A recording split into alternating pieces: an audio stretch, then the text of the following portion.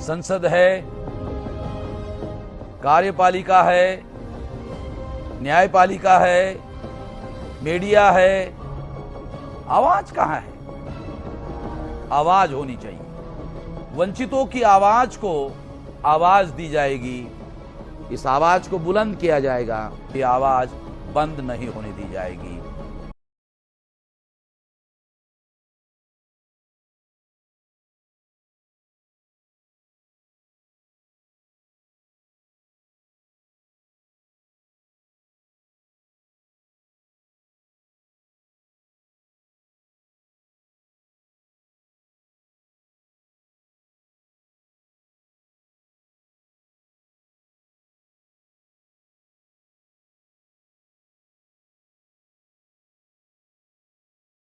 अगर हम छत्रपति शिवाजी महाराज का इतिहास देखें तो पता चलता है कि ब्राह्मणों ने छत्रपति शिवाजी महाराज को जहर दे के मारा। पेशवा ब्राह्मणों ने मारा, कोकनस्थ ब्राह्मणों ने मारा, और इन जिन ब्राह्मणों ने छत्रपति शिवाजी महाराज को मारा तो वो उनको अपना दुश्मन मानते थे, इसलिए मारा। अगर वो अपना दोस्त मानते होते तो मारने की वजह नहीं थी। उनको अपना शत्रु माना, शत्रु मानकर उनकी हत्या की, और उनके महाप्रतापी जो पुत्र थे संभाजी महाराज, उनकी भी उन्होंने हत्या की। और हत्या करने के लिए ब्राह्मणों ने, पेशवा ब्राह्मणों ने, जो मुगल सम्राट था औरंगजेब, उसके साथ गुप्त समझौता किया, और उस समझौते के तहत औरंगजेब ने छत्रपति संभाजी महाराज की हत्या होने के बाद वो राज्य जिस पर औरंगजेब का राज होना चाहिए था, हैरान करने वाली बात है, वो राज पेशवाओं का रहा।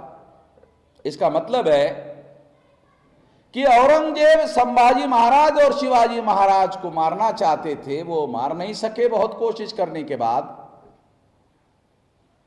और इस वजह से उनको सलाह दिया गया कि अगर ब्राह्मणों के साथ आप समझौता करो तो इनको जल्दी पकड़वाकर मारा जा सकता है। और फिर औरंगजेब ने गुप्त रूप से समझौता किया इन ब्राह्मणों के साथ में, ब्राह्मणों ने उनके साथ समझौता किया, और समझौते के तहत संभाजी महाराज को पकड़वाकर मारा गया। इसके भी डॉक्यूमेंट्री एविडेंस उपलब्ध हो गए हैं, क्योंकि औरंगजेब ने पेशवाओं के नाम चिट्ठी लिखी है, और चिट्ठी उपलब्ध हुई है कि आप और हमारे बीच में जो समझौता हुआ उसके बरहुकूम अगर आपने आचरण नहीं किया तो जो गत संभाजी की हुई वही गत हम आपकी करेंगे। इसका मतलब है, ये चिट्ठी अपने आप में एक एविडेंस है कि पेशवाओं के साथ गुप्त समझौता हुआ था। ये उदाहरण इस बात को सिद्ध करते हैं कि शिवाजी महाराज ब्राह्मणों के लिए शत्रु थे, संभाजी महाराज ब्राह्मणों के लिए शत्रु थे। अंग्रेज आए, अंग्रेजों के विरोध में आंदोलन हुआ, आंदोलन होने के बाद भारत में प्रौढ़ मताधिकार, आंदोलन होने के बाद आजादी मिली, आजादी में प्रौढ़ मताधिकार लागू किया गया, और प्रौढ़ मताधिकार लागू होने की वजह से जो प्रजा बहुसंख्यांक है उनको वोट का अधिकार मिला, और बहुसंख्यांक लोग जिनको एमपी बनाएंगे, मेंबर पार्लियामेंट बनाएंगे, सांसद बनाएंगे, मराठी में खासदार बनाएंगे, उनका जो बहुमत होगा उसके बहुमत के समर्थन से देश का प्रधानमंत्री बनेगा। तो बहुमत तो इन बहुसंख्यांक लोगों का था, तो इनका समर्थन लेना जरूरी था, और ये प्रौढ़ मताधिकार की वजह से हुआ जो बाबा साहब आम्बेडकर ने भारत के संविधान में लिखा। ये परिवर्तन हुआ, ये देश में ये हालात बन गए। इस हालात की वजह से ब्राह्मणों को जिनके साथ उनका शत्रुत्व था, जिनको वो अपना कट्टर शत्रु मानते थे, तो कट्टर शत्रु जिनको मानते थे उन्होंने एसिमिलेशन की थ्योरी छत्रपति शिवाजी महाराज पर लागू की। एसिमिलेशन थ्योरी क्या है कि उन्होंने छत्रपति शिवाजी महाराज को एज इट इज स्वीकार नहीं किया। उन्होंने क्या किया, छत्रपति शिवाजी महाराज का ब्राह्मणीकरण किया। और ब्राह्मणीकरण करने के लिए क्या किया, ब्राह्मणीकरण करने के लिए उन्होंने छत्रपति शिवाजी महाराज को मुगलों का दुश्मन बताया। अगर हम मान लेते हैं कि एक राजा का दूसरे राजा के साथ लड़ाई हो रही थी, बराबर है ये बात, ये हिस्टोरिकल फैक्ट है, मगर इस लड़ाई को इस तरीके से देखा जा सकता है कि कोई भी राजा अगर वो छोटे भौगोलिक क्षेत्र का राजा है, मान लो वो एक जिले का राजा है, तो वो कोशिश क्या करता है कि मैं थोड़ा बड़ा राजा बन जाऊं, तो वो और भूमि जो है अपने नियंत्रण में लेने की कोशिश करता है, फिर उसके बाद अब उससे बड़ी लेने की कोशिश करता है। यानी धीरे धीरे वो ज्यादा, जितनी बड़ी भूमि प्राप्त होती है उतना बड़ा वो राजा माना जाता है। सम्राट अशोक जो थे, सम्राट किसको, एक तो होता है राजा और एक होता है सम्राट। तो राजा और सम्राट में क्या फर्क होता है, जो सम्राट है वो भी राजा होता है, राजा जो है वो भी राजा होता है। तो फिर सम्राट और राजा में क्या फर्क होता है, जो सम्राट होता है वो राजाओं का राजा होता है। जैसे मुख्यमंत्री है वो प्रदेश का राजा है, प्रधानमंत्री है देश का राजा है। तो सम्राट अशोक ये केवल राजा नहीं थे, ये राजाओं के राजा थे, उनके अधीन बहुत सारे देश भर में राजा थे। जब देश आजाद हुआ तो 650 संस्थान में राजा थे, और उन राजाओं का राजा इंग्लैंड में बैठता था।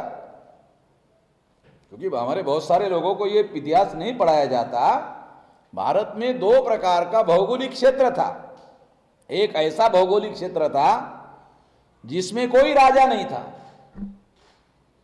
उस पर डायरेक्ट राज था अंग्रेजों का, और कुछ ऐसा भौगोलिक क्षेत्र था जहां राजा थे, जैसे छत्रपति शाहू महाराज थे, वो अंग्रेजों के समय में भी राजा थे। तो ऐसे छत्रपति शाहू महाराज की तरह 650 राजा थे अंग्रेजों के नियंत्रण में।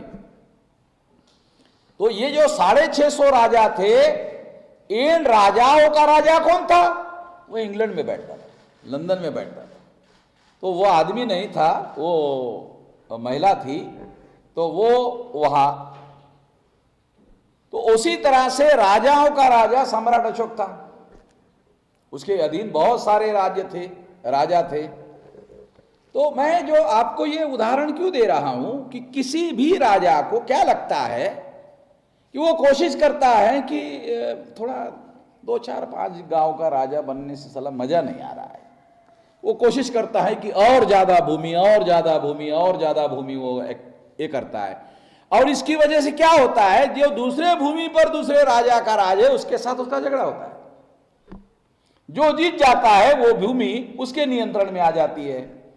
और ये जो छत्रपति शिवाजी महाराज थे, इनके और औरंगजेब के बीच में ये इसी तरह का लड़ाई थी, राज को बड़ा करने की।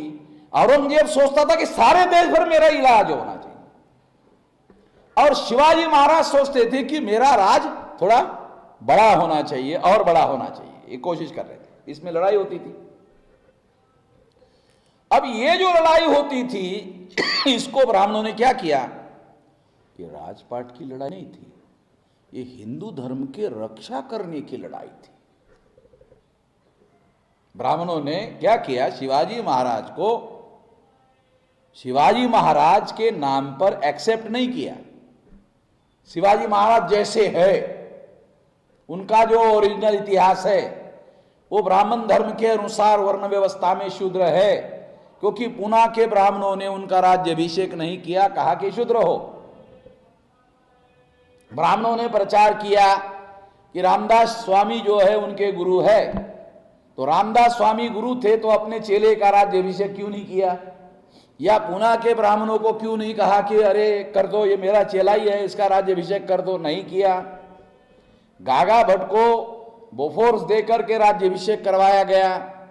तो मैं ये सारा उदाहरण इसलिए आप लोगों को बता रहा हूं कि इन लोगों ने छत्रपति शिवाजी महाराज को जैसा वो है वैसा स्वीकार नहीं किया, बल्कि शिवाजी महाराज को क्या किया कि वो मुगलों के साथ लड़ रहे थे। और मुगलों के साथ क्यों लड़ रहे थे? हिंदू धर्म की रक्षा करने के लिए लड़ रहे थे। अगर शिवाजी महाराज नहीं होते तो सबकी हो गई होती सुनता। ऐसा प्रचार करते हैं। अगर शिवाजी महाराज हुए तो सुनता नहीं हुई, ये कहते हैं। मगर जिस भूमि पर औरंगजेब का राज था, उस भूमि पर रहने वाले हर गैर मुसलमान की सुनता होनी चाहिए थी और सारे के सारे मुसलमान होने चाहिए थे। मगर अनडिवाइडेड इंडिया में उनकी संख्या केवल 28% थी। इसका मतलब है 62% लोग नॉन मुस्लिम थे। 100% लोगों की सुनता नहीं हुई। तो ये जो थ्योरी है, ये थ्योरी गलत साबित होती है कि ये धर्म रक्षा करने के लिए की गई थी। अगर मान लो शिवाजी महाराज हिंदू धर्म की रक्षा करने के लिए लड़ाई लड़ रहे थे, तो फिर कृष्णाजी भास्कर कुलकर्णी ने छत्रपति शिवाजी के सर पर तलवार क्यों चलाई? अगर वो हिंदू धर्म की रक्षा करने के लिए लड़ाई लड़ रहे थे, अगर हिंदू धर्म की रक्षा करने के लिए लड़ाई लड़ रहे थे, तो शिवाजी महाराज को ब्राह्मणों ने जहर देकर क्यों मारा? ये इसका कोई जवाब जो है ब्राह्मणों के पास नहीं है। इससे ये बात सिद्ध होती है, क्या होती है कि ये लड़ाई दो धर्मों के बीच की लड़ाई नहीं थी, या धर्म रक्षण करने के लिए लड़ाई लड़ रहे थे, हिंदू धर्म की रक्षा करने के लिए लड़ाई लड़ रहे थे। ये बात भी सही नहीं थी, क्योंकि छत्रपति शिवाजी महाराज के समय में हिंदू धर्म नाम का धर्म ही वजूद में नहीं था। तो फिर कौन सा धर्म वजूद में था? तो उसका कोई डॉक्यूमेंट्री एविडेंस आपको बताता हूं। शिवाजी महाराज को राज्याभिषेक करने की आवश्यकता थी। उन्होंने पूना के ब्राह्मणों को कहा कि राज्याभिषेक करो। उन्होंने अपने धर्मशास्त्र को देखा और देखने के बाद वर्ण व्यवस्था के अनुसार शिवाजी कौन से वर्ण के हैं वो देखा। तो उनको पता चला कि छत्रपति शिवाजी महाराज का जो वर्ण है वो शूद्र है। छत्रपति शिवाजी महाराज का वर्ण शूद्र है। जब उनको पता चला, तब पूना के ब्राह्मणों ने कहा कि आपका राज्याभिषेक नहीं हो सकता, क्योंकि मनुस्मृति के अनुसार शूद्र को राजा बनने का अधिकार नहीं है। इसका मतलब यह है, छत्रपति शिवाजी महाराज के समय में प्रचलित आज के तारीख का हिंदू धर्म वजूद में नहीं था। उस समय जो धर्म वजूद में था वो वर्ण धर्म था। मैं काल्पनिक बातें नहीं कह रहा हूं, डॉक्यूमेंट्री एविडेंस के आधार पर बता रहा हूं। वर्ण धर्म था, वर्ण धर्म था। उसी को आधार बनाकर उन्होंने फैसला किया कि आप शूद्र हैं, इसीलिए आपका राज्याभिषेक नहीं हो सकता। ये डॉक्यूमेंट्री एविडेंस है। तो इससे सिद्ध होता है कि छत्रपति शिवाजी महाराज के समय में आज का प्रचलित हिंदू धर्म वजूद में ही नहीं था। जो धर्म वजूद में था वो वर्ण धर्म था, और वर्ण धर्म का ही दूसरा नाम ब्राह्मण धर्म है। ब्राह्मण धर्म वजूद में था। इसलिए अब सवाल खड़ा होता है कि छत्रपति शिवाजी महाराज अगर उस धर्म का नाम ब्राह्मण धर्म था, तो ब्राह्मण धर्म बचाने के लिए लड़ाई लड़ रहे थे, जिसमें उनका स्थान शूद्र था। ये तो बात तर्कसंगत नहीं लगती है। इसलिए ये मैं आपको, ब्राह्मणों ने जो झूठा इतिहास लिखा, ये झूठा इतिहास किस लिए लिखा? क्योंकि वो छत्रपति शिवाजी महाराज को एज इट इज स्वीकार नहीं कर सकते थे। क्योंकि एज इट इज अगर स्वीकार किया तो वो मूल निवासी बहुजनों के प्रेरणा स्रोत बने रहेंगे और उससे शिवाजी महाराज से वो प्रेरणा लेते रहेंगे, तो उससे उनको प्रेरणा मिलेगी और प्रेरणा मिलेगी तो बहुसंख्यांक लोग छत्रपति शिवाजी महाराज से प्रेरणा लेकर शिवाजी महाराज की तरह शूद्रों का राज स्थापित करने की कोशिश करेंगे। ये खतरा है। इसलिए ब्राह्मणों ने क्या किया कि नहीं तो हिंदू धर्म की रक्षा करने के लिए कोशिश कर रहे थे और गो और ब्राह्मण, ये भी एविडेंस है, उन्होंने लिखे रखा हुआ, ये ब्राह्मणों ने लिखे रखा हुआ, गो ब्राह्मण गाय और ब्राह्मणों की रक्षा करने के लिए छत्रपति शिवाजी महाराज ने अपना राज स्थापित किया था। ये भी एविडेंस है। इससे भी प्रूव होता है कि ब्राह्मण ये चाहते थे कि छत्रपति शिवाजी महाराज का ऐसा इतिहास बहुजन समाज के लोग पढ़े जिससे पता चले कि छत्रपति शिवाजी महाराज ने एक तरफ ब्राह्मणों का रक्षा किया, एक तरफ गाय की रक्षा किया, और गाय और ब्राह्मणों की रक्षा करने के लिए राज स्थापन किया था। तलवार उठाई थी, तलवार चलाई थी और मुसलमानों को काटा था, मारा था। इसलिए शिवाजी महाराज से बहुजन समाज के लोगों को प्रेरणा लेनी चाहिए और प्रेरणा लेकर मुसलमान को काटना चाहिए। शिवाजी महाराज ने काटा। अब शिवाजी महाराज अगर महान हैं, उन्होंने अगर मुसलमानों को काटा तो उसको हम प्रेरणा मानने वाले लोग हमको भी मुसलमानों को काटना चाहिए। यह प्रेरणा मिलना चाहिए, ना कि शिवाजी महाराज की तरह अपना राज स्थापित करने की प्रेरणा मिलनी चाहिए। यह इतिहास उन्होंने बदलने के लिए एक गलत इतिहास शिवाजी महाराज का लिखा और शिवाजी महाराज को एज इट इज स्वीकार नहीं किया, बल्कि शिवाजी महाराज का ब्राह्मणाइजेशन करके स्वीकार किया। ये मैंने आपको इसलिए बताया क्योंकि आज के तारीख का एग्जाम्पल देकर अगर आपको बताया जाए तो आपको पता चलेगा, नहीं तो 2500 साल का मामला आपको कैसे पता चलेगा। तो विलास खरात ने ये जो ब्राह्मणीकरण का जो सिद्धांत आज ब्राह्मण लोग लागू कर रहे हैं, वही ब्राह्मणीकरण का सिद्धांत जातक कथाओं पर लागू किया। बुद्ध ने अपना प्रवचन करने के लिए जो जातक कथाओं का सहारा लिया, जातक कथाएं प्रचलित थी। जातक कथाओं को कुछ हद तक लोक कथा कहा जा सकता है। लोक कथा आज भी बहुत सारे लोगों के, गांव में रहने वाले लोगों के दिमाग में बहुत सारी लोक कथाएं उनके दिमाग में होती है। तो उससे क्या पता चलता है? उससे पता चलता है उनकी लोकप्रियता कितनी है कि करोड़ों लोगों के दिमाग में वो बात जो है अभी भी ऐसी भरी हुई है, तो वो बहुत ज्यादा पॉपुलर थी। एक दूसरी बात, एक वो जातक कथाएं लोक कथाएं थी। लोक कथाएं बहुत ज्यादा पॉपुलर थी, और पॉपुलर क्यों थी? क्योंकि उसमें कुछ मौलिक तत्व जो है वो लोगों को धर्म के तत्व जो है उसमें बताए गए थे, और उस वजह से वो लोकप्रिय थी, पॉपुलर थी।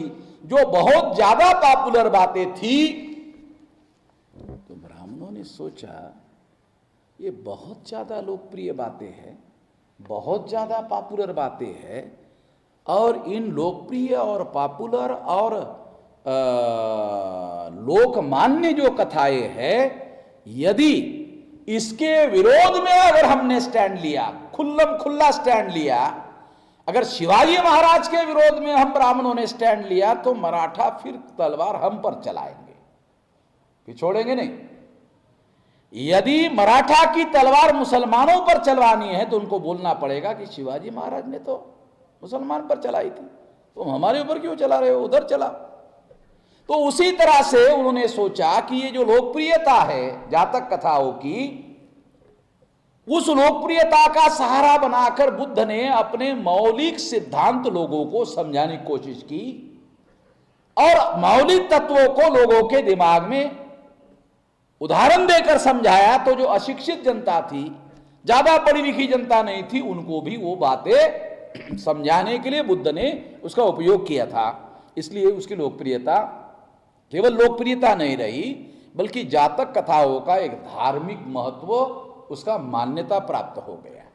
तो ब्राह्मणों ने सोचा इसके विरोध में खड़ा होने से सारी प्रजा हमारे विरोध में खड़ी हो जाएगी, सारी की सारी प्रजा हमारे विरोध में खड़ी हो जाएगी, सारी प्रजा हमारे विरोध में खड़ी हो जाएगी तो नया संकट खड़ा हो जाएगा। क्या करना चाहिए? तो कथा यही रहनी देनी चाहिए, केवल कथाओं का अर्थ बदल करना चाहिए। और अर्थ बदल करने के लिए फिर उन्होंने जो दशरथ जातक कथा है उसको आधार बनाकर और तमाम जातक कथाओं को आधार बनाकर लगभग इस किताब में विलास करात ने बताया कि 20 के लगभग जातक कथाओं को